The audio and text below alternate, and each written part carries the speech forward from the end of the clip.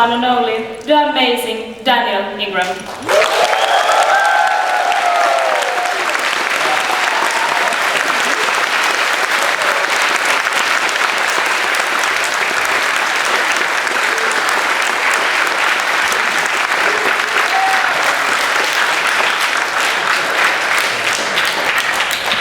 Sunday. Everyone came, thank you. I expected like a few people. This is really cool. Well, it's got 1, 2, 3. At least 20.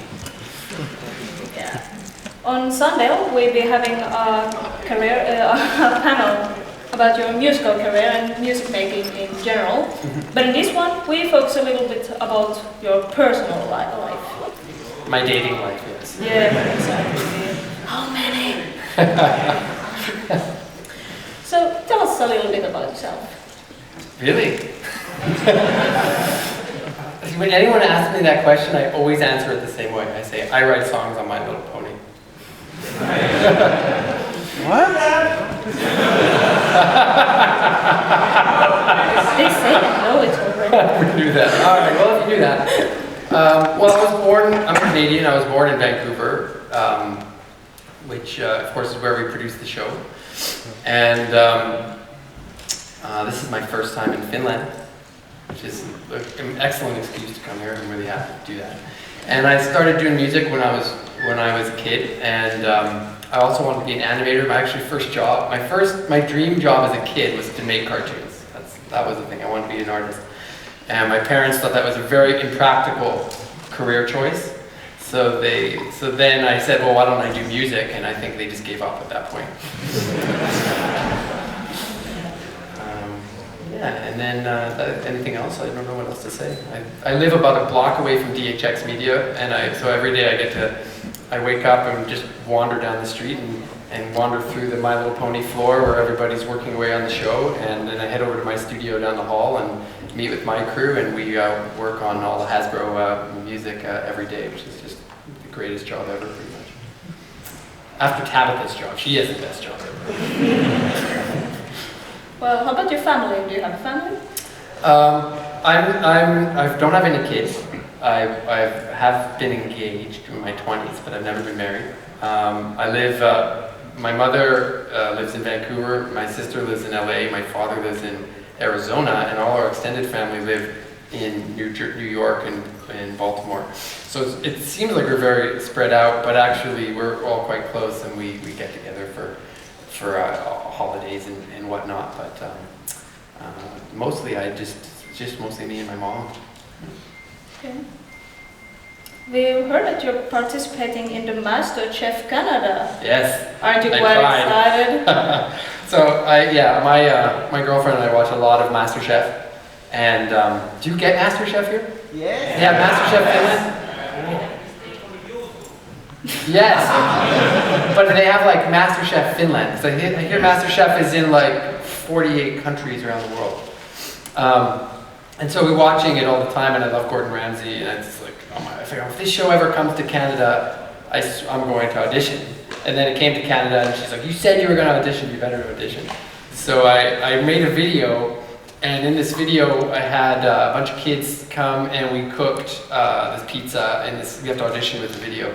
And I said that if I won MasterChef, I would start a charity for children in the downtown east side, which is where we make the show. It's actually a very poor neighborhood of the city, and there's a lot of kids, very disadvantaged children who live in that neighborhood. And I said that I'd take that money and we'd start a whole kind of like a cooking school for kids, basically, where they get a meal and learn how to make healthy options for themselves and get inspired to eat well. And I sent in the video to MasterChef, and they loved it, and so they brought me in to audition a couple weeks ago in person and cook for them, and now I don't know, we'll see. So that would be really fun if they do that. They shoot that in Toronto, and I hope some of the Toronto bronies come out and support me if I get on the show, so we'll see. Yeah, probably that will. Mm-hmm. Yeah. But so you're a skilled chef? I'm actually not a very good cook.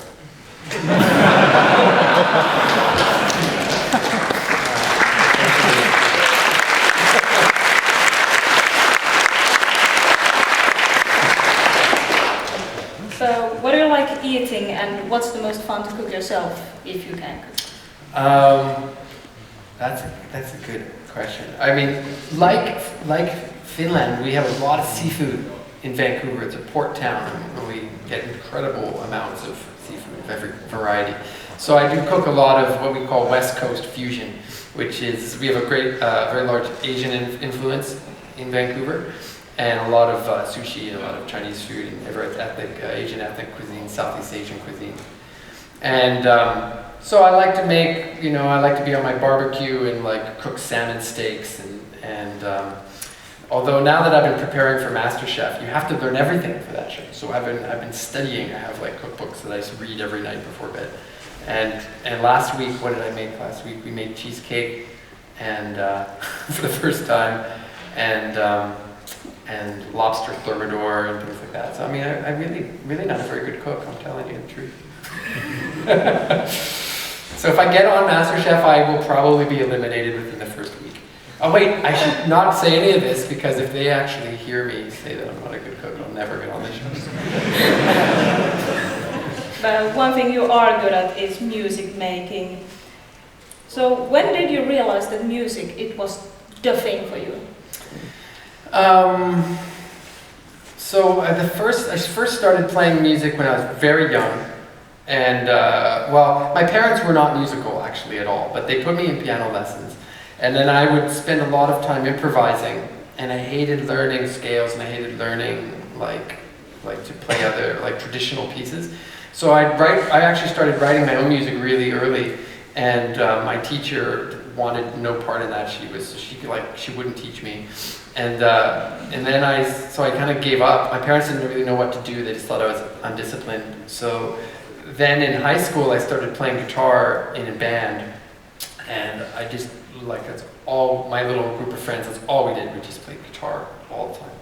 And played Led Zeppelin and classic rock and Jimi Hendrix and the Stones and the Beatles, and that was kind of what I grew up playing.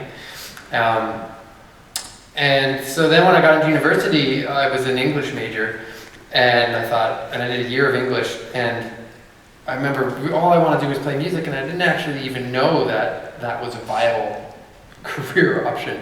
And so I saw when I was in university, they have a composition program. So I had taught myself how to read music at that point, and I auditioned for the music program at my university and got in my second year. And it was pretty clear to me at that point that I just wanted to do music, and so I dropped out of English and did music ever since. So piano and guitar, how many instruments do you play? I lived in Ireland for a year and a half, and I studied Irish flute, and I played Irish harp. I play really weird instruments. I learned the didgeridoo. Yeah!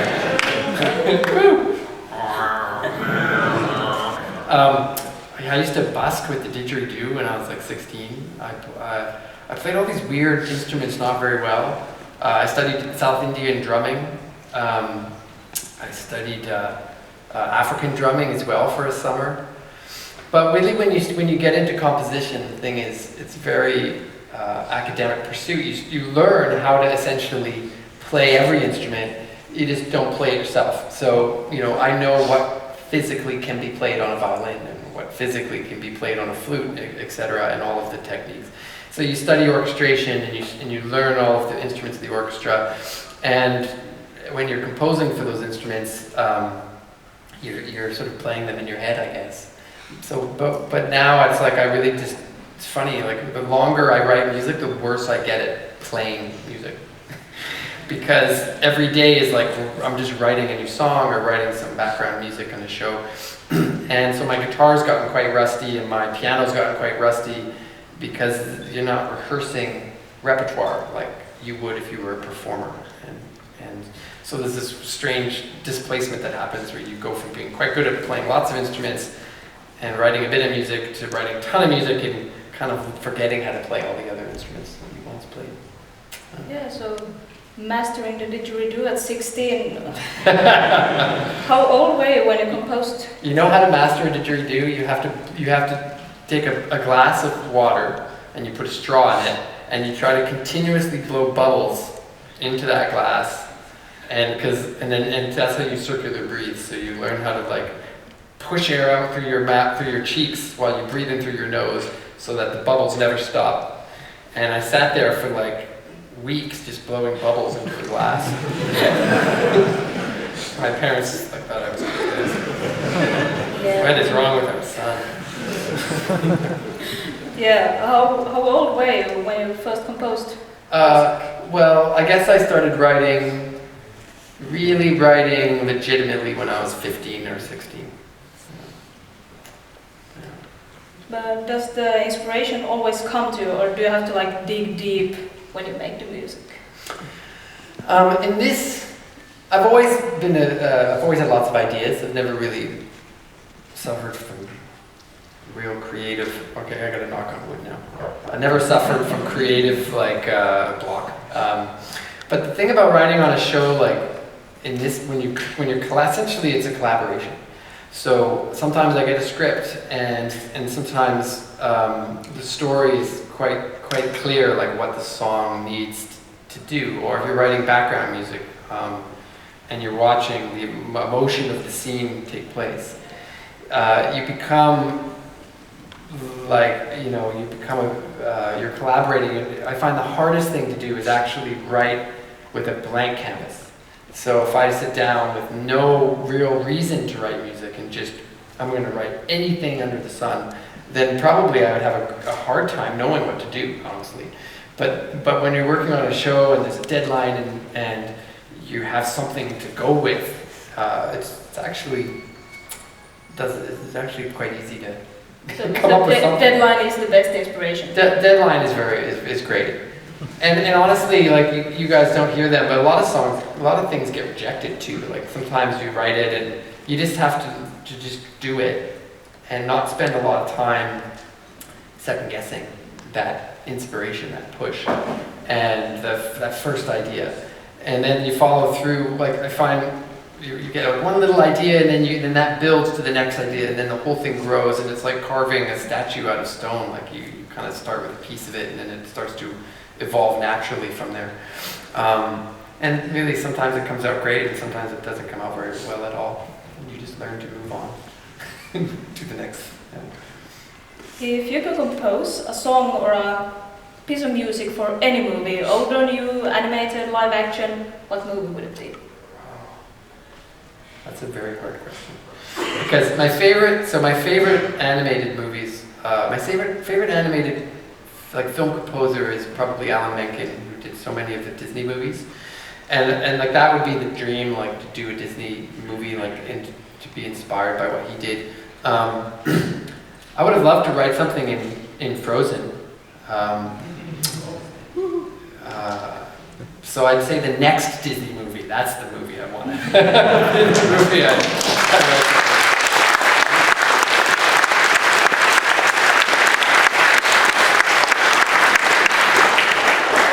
We could hope for that, I do. Oh, fingers crossed. But which one of all the songs in My Little Pony is your all-time favorite? Yeah, just pick. What is one of my favorite songs, I do feel like the newer songs speak to me a little bit more just because they're fresh in my mind. So I felt really good about season 4. There was a lot of songs. I like writing this with more emotional songs. I like Pinky's Lament.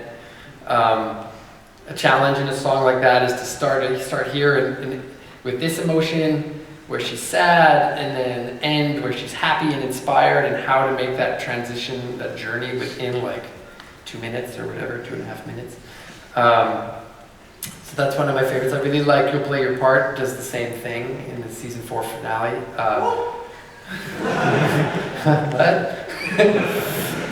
Whereas it starts with like, Twilight feeling sad and it's quite reflective, and then ends with so much inspiration. So those songs are quite satisfying for me on the show.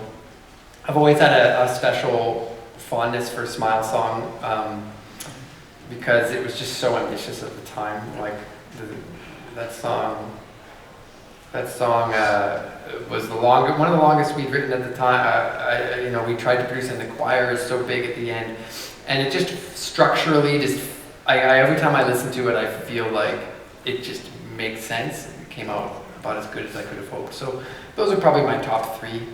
But I like almost all the songs. There's only a few that I don't like, or that I don't like, but I feel like didn't quite come out as well as I would have liked. But if we were to press play on your iPod, MP3, Spotify list, would you play My Little Pony? Yeah, I mean.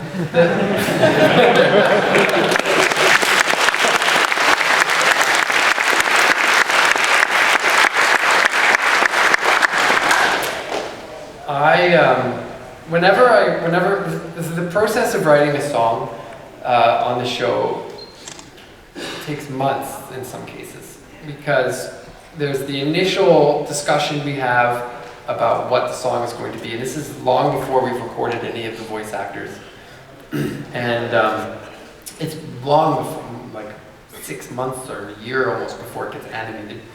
And so very early stages to start discussing what's a song that's coming up, and then it gets written in a very basic piano demo form where I'll often sing the song and play it on piano, and then send that to Hasbro and Jason and the directors, and then it goes it takes so long to get to that final end stage where you have the actors who sung it and it's fully produced and it's been mixed and it's just perfect, where it's finally there, that I will listen to that song after it's done like 100 times. Because I kind of, partly is just to sort of cleanse it, because it was so long in coming, like to go from nothing to this finished product. And so on my iPod, there'll be like, it'll be my most recent song I've just written, whether it's for this show or for Pet Shop or one of the other shows.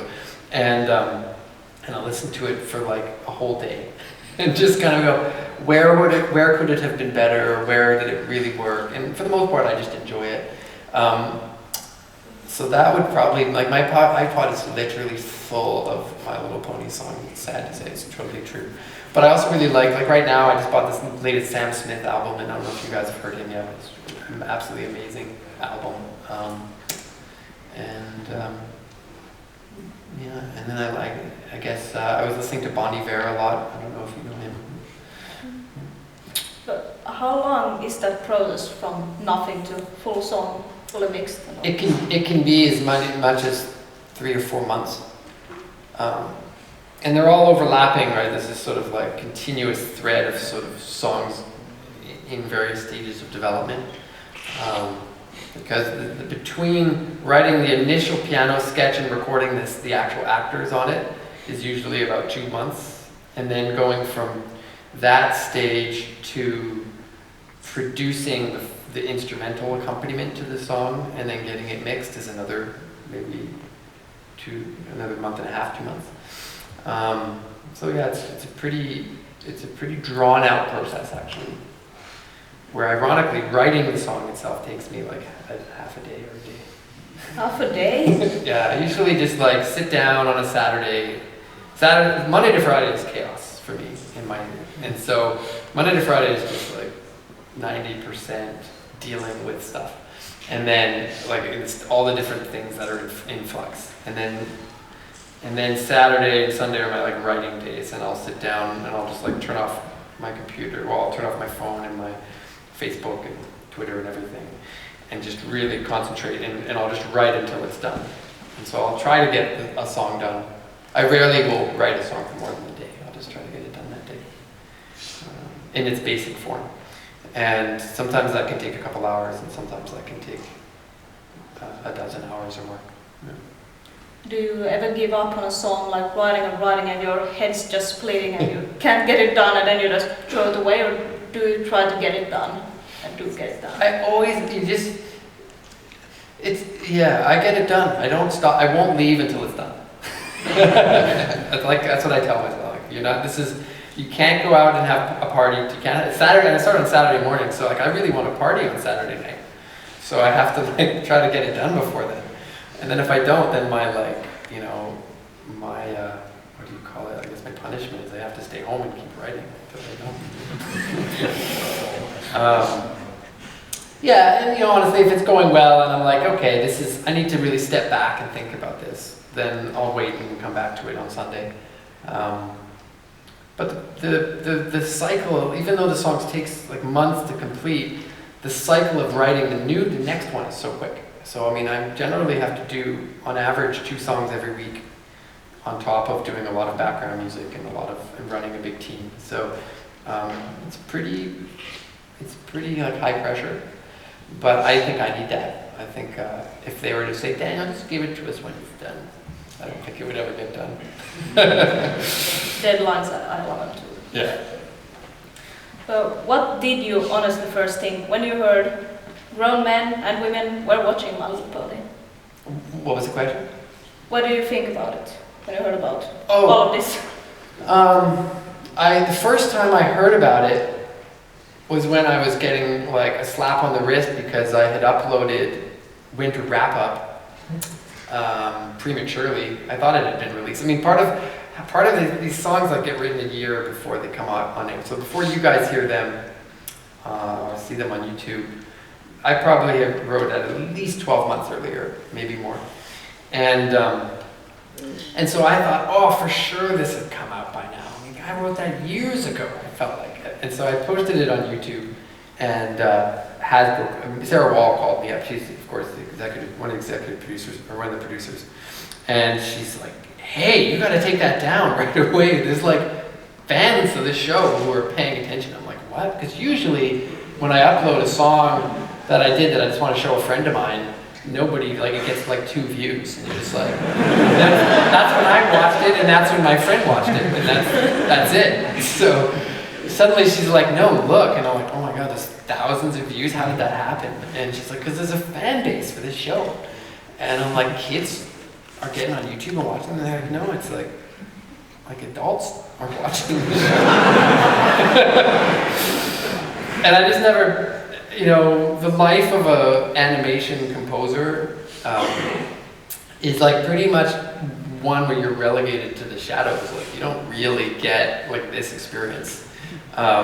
You generally, like my mentor has written like 400 episodes of cartoons, and was an amazing animation composer. But in his entire career, he said he like maybe had one person ever reach out to him and say, by the way, I really like your music on your show. Because most people just, at least before YouTube really was so popular, didn't really pay much attention to the background music enough to really acknowledge it. So I discovered that there was this adult fandom, or these all ages and all genders of fandom, and all those demographics had been broken. And I thought it was like right away, I just thought this is so cool. Like I thought it was a great thing. And some people have a mixed reaction at first. And then of course, once Winter Wrap Up kind of went viral, I looked into it and I started following Equestria daily and paying a little bit more attention and reading about what like, I've never read any of the fanfics, but I look at a lot of the fan art, and I'm always like, this is incredible. So I always show it to anyone who really has no idea, because a lot of people don't know the fandom that has been generated from this show. And I just show them the fan art, and they see that incredible quality. I'm like, yeah, you take this and apply it to music and apply it to writing, and you really start to appreciate it. So yeah, I think it's a great thing. Yeah, well, they are great. Come on. Do you get a lot of fan mail from your fans? I get a fair bit actually. A lot of times it's in the form of just a Facebook mail like message. I do get some emails, and sometimes it's just like, hey, can you send me this song or something? I honestly don't respond really to much, as much as I probably should, because I just often don't know what to say. But I think I probably get about maybe 20 or 30 personal messages a week. Pretty good, I guess. I don't know. And sometimes they're really moving. Like sometimes people write and just say that, that they were going through a very hard time, and the songs they were listening to, maybe a particular song, really kind of helped them get out of their funk, or they were having doubts about whether they wanted to do music, and it inspired them to get back involved in music. So for the most part, I'd say all of the mail I get is just really quite positive and inspiring. It's really great. Do you watch the show yourself?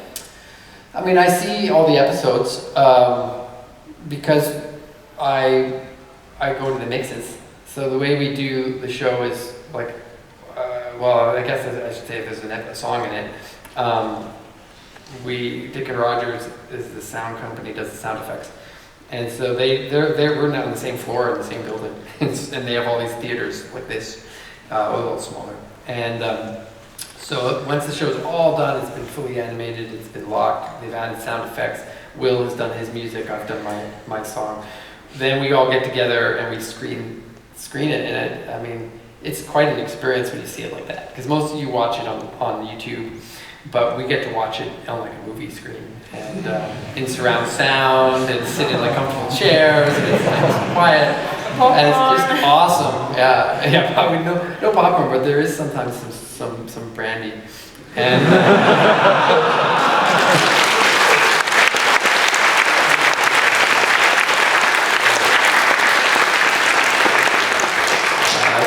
it's a pretty great way to watch My Little Pony. It doesn't get much better than that. I think all of us think that. So, do you have any favorite memory from working with My Little Pony? Something that sticks in mind? Just off the top of my head, probably the first. I guess there's two things. One is I just remember that because getting the gig was really exciting. But Lauren Faust had come up from LA to meet us, and we all went for dinner, and it was sort of like all the key creative people who were there in the very beginning, like Sarah Wall and Jason and Lauren and myself and the early producers. And we were just really excited about what we had started, because we just finished the pilot. And I guess that was a really kind of fond memory, just because like back in those days, just those conversations we were having where no one knew the show would get so big, and we just thought we'd done something really cool for ourselves, and that probably nobody would appreciate it.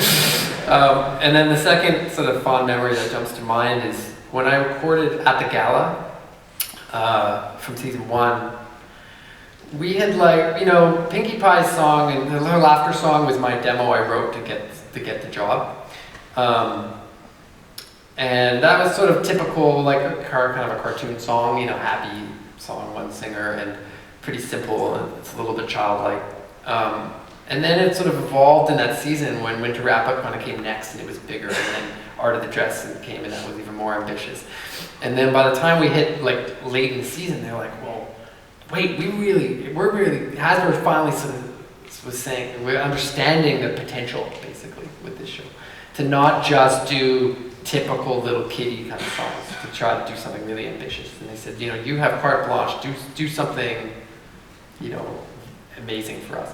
And so then with that song, Without the Gala, I was like, well, let's get a choir together, and let's get a rock band, and let's throw everything into this song. Just for the hell of it, and see if it will work. And so that song goes through so many iterations of styles of music, and then it culminates with, of course, with all this choir and sings. And so I booked, do you know Bryan Adams? He's this famous Canadian singer-songwriter, Bryan Adams, and his studio is just a block away from my studio, and it's this massive place. It's called The Warehouse. And so Michelle Krieber, who plays Apple Bloom. Her mom, Monique, conducts this choir. And so I said, hey, I want to do this thing where I want to bring a choir in on My Little Pony. Do you think your choir could come and do it? But we don't, at this point they're not going to give me any money for it. And she's like, no problem. So they volunteered. And I did get them to at least, and then I called Hasbro and said, I really want to book this recording studio. I want to book Bryan Adams recording studio. We're going to do this like high end. And so we brought in this 40-person choir and in this amazing recording facility, and blasting My Little Pony track and like blasting in the under the track in the background, and I just remember being like, this is like so cool. Like finally, I'm working on a show where I can be doing this kind of thing, like really pushing the limits of what could be done on a show that was for 6-year-olds playing on daytime television. Yeah, so would you say this is the best work you've done, My Little Pony? I think at the time, yes, and it's evolved. I feel like with each subsequent, I can't say certain things because like I'm like a year ahead, right? So I really do feel like every season gets better from my perspective, and the music evolves, and I get better as a songwriter. I mean, I got to be honest, not everyone knows it, but I didn't even write a song until I was like 30 years old. And I was just more of a classical composer. And I played songs, but I never wrote my own songs. And then I started writing songs. My first songs I ever wrote was the theme song for Martha Speaks, and which Tabitha does the voice of Martha, and she sings it on that song. And then so when I started writing these songs on Pony, it was kind of like, they didn't, Hasbro didn't know who I was. They were just like, wow, we like this song this guy wrote. But I really had to prove to them what I could do. And so the show was like an evolution for me that was very personal, because I went from just being really an underscore composer to suddenly now to evolving a songwriting career. And every new song is an exploration for me, is trying to push my own limits. To do something that I've just never done before. So yeah, I think Pony has been the best work I've done to date, just in the sense that it's allowed that big scope. But I'm really proud of the work I've been doing on the Littlest Pet Shop and Equestria Girls. We're 2 movies in now, and the second movie I'm really excited about. And I think there's some songs in there that are really like nothing we've ever done before. Really, really, really different. So yeah, I think I'm pretty. I could say that. Yeah, I guess it's my best work. Yeah, I know you're not supposed to ask this, but season 5, is it going to be great? Season 5 is going to be great.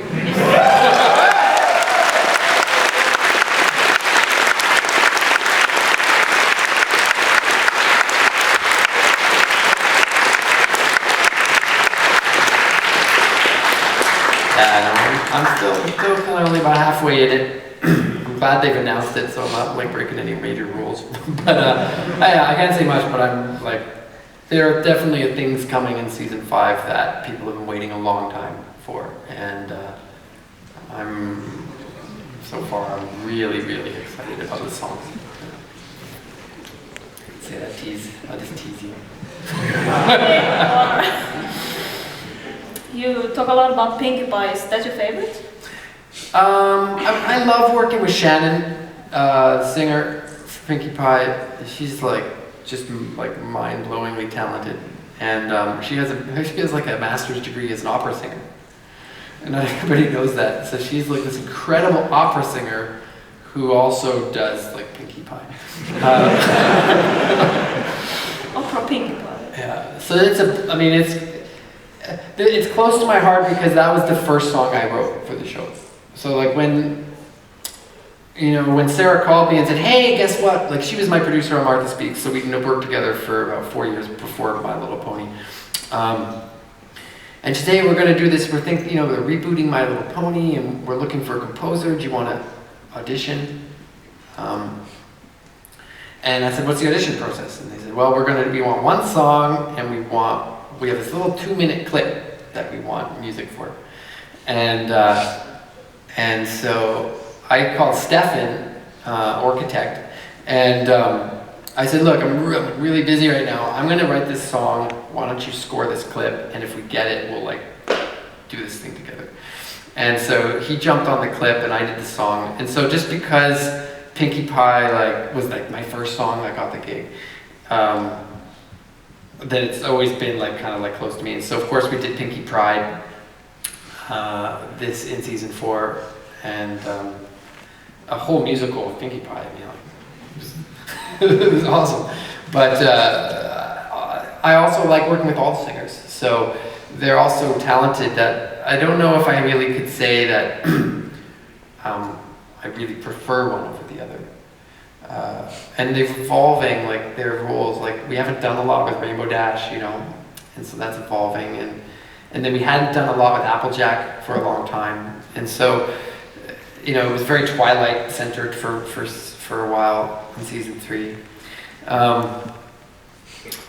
Yeah, so I guess I kind of have an affinity for all the characters, really, when it comes down to it. Yeah, that's a good answer. And I just have one more question to ask. Would you be an Earth Pony, Pegasus, or Unicorn, or an Alicorn Princess?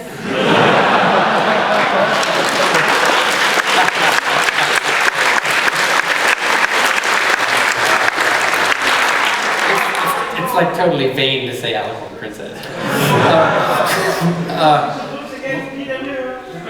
Yeah, Peter, that's right. He does. I saw. Have you seen his Big Mac Alicorn Princess? Yeah, it's okay. What is my OC? I'm a unicorn, I think, right? Yeah, my OC. What do you feel like inside? Inside, what my true nature?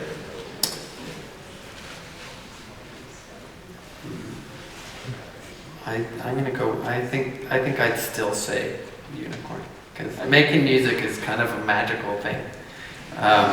Music is magic. Yeah, and a lot of people don't understand it. Like the thing I like about music is this mystique around it, because behind closed doors, like how it gets done, most people who don't do it really don't understand how it gets done. So I think I like that kind of mystery. Yeah. But hey, thanks. It's been great having you here today. Well, thank you very much.